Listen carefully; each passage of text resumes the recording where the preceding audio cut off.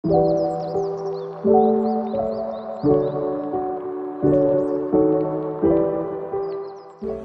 dan Assalamualaikum, kami dari kumpulan 2 dengan tajuk yang sangat menarik berkaitan cabaran yang dihadapi oleh para doktor gigi apabila berhadapan dengan pesakit yang memakai susuk. Oleh yang demikian, topik kami pada hari ini ialah isu susuk dalam kalangan pesakit.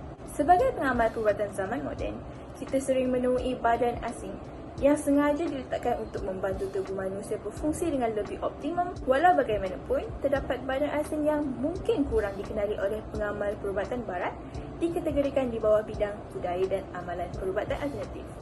Charm needles atau dikenali sebagai susuk adalah pin kecil seperti objek yang dipakai di bawah kulit dianggap membawa kesihatan, kekayaan, kecantikan dan faedah lain kepada pemakainya. Amalan ini paling kerap dilihat di negara-negara Asia Tenggara iaitu Thailand, Indonesia, Brunei dan Singapura. Pengamal perubatan alternatif yang dikenali sebagai bomoh ataupun dukun memasukkan charm needles secara klasik melalui sisipan terus di bawah kulit. Prosedur ini tidaklah menyakitkan dan pendarahan yang minimum ataupun tiada langsung pendarahan. Charm needles biasanya terdiri daripada alloy yang mengandungi kira-kira 90% of emas dan kuprum sebanyak 10% untuk mengeraskan komposisinya, dan jumlah aluminium dan perak yang lebih kecil mungkin ada. Berlian dan bahan bukan logam lain seperti buah-buahan, daun sirih, kunyit, lada dan bawang merah juga telah digunakan sebagai charm needles, dan ini mungkin menjadikannya lebih sukar untuk didiagnosis pada radiograf. Selain itu, para pemakai charm needles ataupun susuk ini mereka memiliki pelbagai pantang larang yang perlu mereka patuhi. Contohnya, mereka diberi amaran oleh bomoh untuk merahsiakan azimat tersebut. Oleh yang demikian, pemakai susuk ini sangatlah berhasil dan sering menafikan kewujudan susuk itu sendiri dan menjadikannya sukar untuk diagnosis kerana ia biasanya tidak kelihatan secara klinikal ataupun pada pemeriksaan fizikal.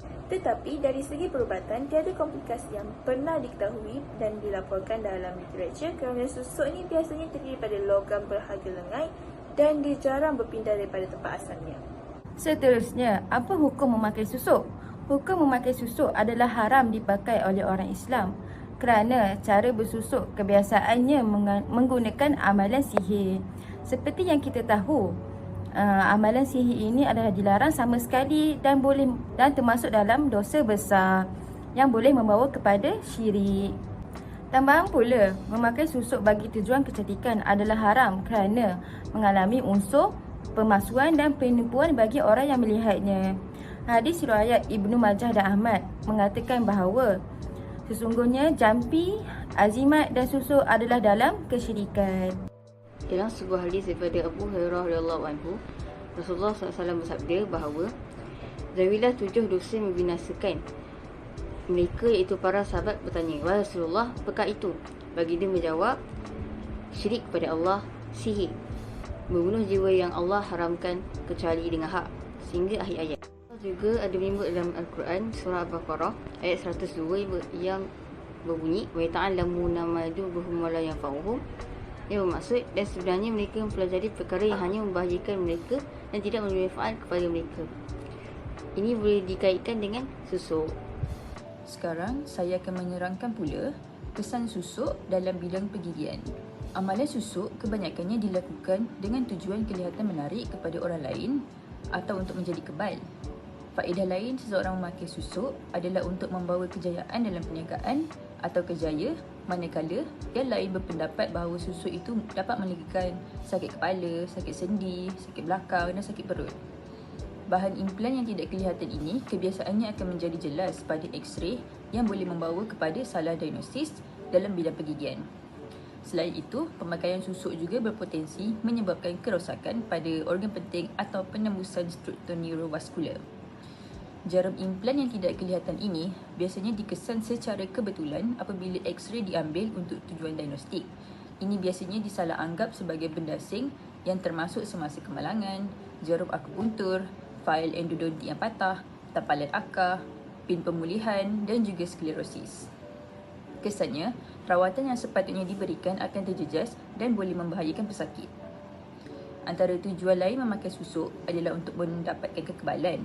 Hal ini boleh menyebabkan prosedur invasif dalam rawatan menjadi lebih susah. Doktor gigi akan menghadapi kesukaran untuk melakukan pembedahan dan memberi suntikan kepada pemakai susuk.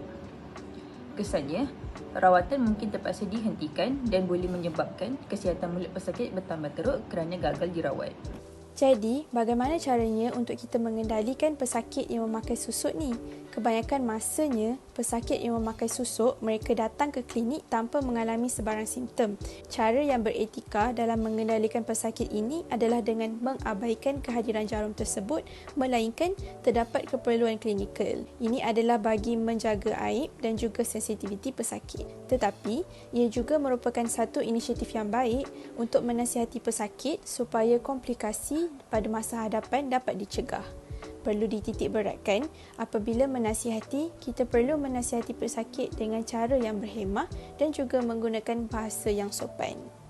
Dari segi kesihatan, adalah penting untuk memberi kesedaran kepada pesakit tentang bagaimana jarum susuk mampu memudaratkan kesihatan mereka. Salah satu kemudaratannya ialah apabila upacara memasukkan jarum susuk ke dalam kulit di bahagian muka atau anggota lain, peralatan yang digunakan seperti jarum itu sendiri adalah tidak steril atau bukan dalam keadaan yang bersih. Jadi, kaedah tidak steril ini boleh menyebabkan jangkitan ataupun infeksyen. Gejala lain seperti rasa sakit, bengkak dan juga kebas di kawasan tersebut juga mungkin berlaku. Di samping itu, pesakit juga perlu tahu bahawa susuk ini boleh menyebabkan beberapa kesilapan diagnosis oleh doktor. Ini kerana jarum susuk mungkin disalah anggap sebagai benda asing, terutamanya dalam kes seperti trauma. Beberapa kemungkinan kesilapan diagnosis dalam bidang pergigian terutamanya ialah jarum susuk ini mungkin kelihatan seperti rawatan akar, fail endodontik yang patah dan juga sklerosis. Sekiranya terdapat kesilapan diagnosis,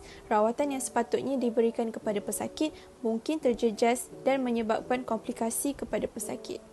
Dari segi pandangan Islam pula, sebagai seorang doktor Muslim, adalah baiknya untuk mengingatkan saudara se-Islam tentang bagaimana Islam menghalang kita dari sihir dan juga penggunaan susuk. Seperti dalil yang telah dijelaskan, penggunaan susuk adalah haram dan dosa besar kerana mendatangkan unsur penipuan serta permasuan, juga menggunakan ilmu hitam.